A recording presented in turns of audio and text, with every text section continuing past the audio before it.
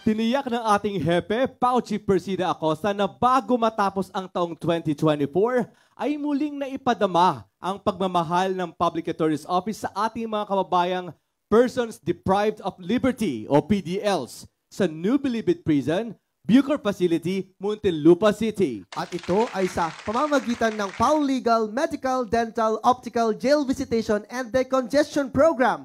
Panoorin po natin ito.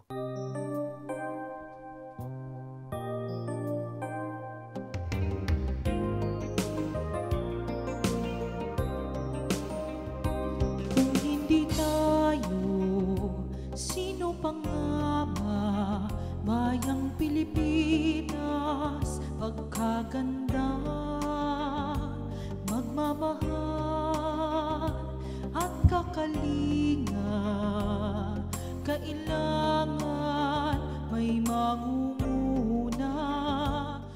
Bago matapos ang taon ay muling sinurpresa ng Public Attorney's Office ang ating mga kababayang Persons Deprived of Liberty o PDLs sa New Bilibid Prison, Bucor Facility sa Muntinlupa City. Ito ay sa pangunguna ng ating butihing hepe, PAO Chief Persida Acosta, kasama ang PAO Legal and Medical Team at ang masigasig na mga private partners ng PAO sa proyektong PAO Legal, Medical, Dental, Optical, Jail Visitation and Decongestion Program. Today, meron tayong more than 270 na medical patients. 92 ang nasilbihan ng legal natin, mga lawyers natin. Then dental natin, 82. At saka optical, napakarami din, 176.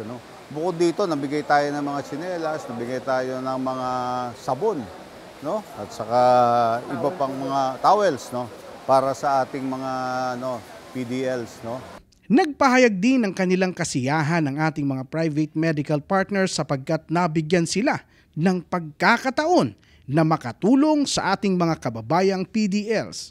It's been our second Christmas po with PAO, helping Chief Persida Acosta, the lawyers, to serve po yung mga persons deprived of liberty.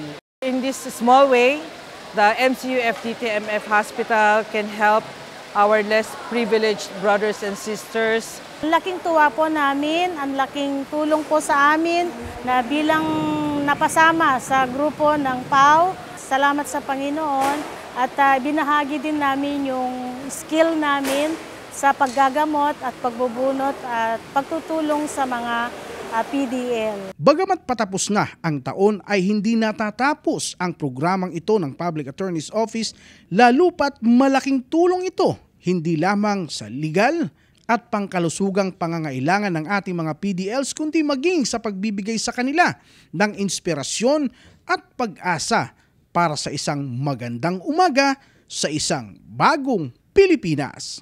Maraming salamat sa walang sawang pagtulong lalo sa Public Attorney's Office kay Chief Attorney Persida Acosta sa lagi niyang pagtutulong sa mga PDL. Next year, plano natin mas malawak pa.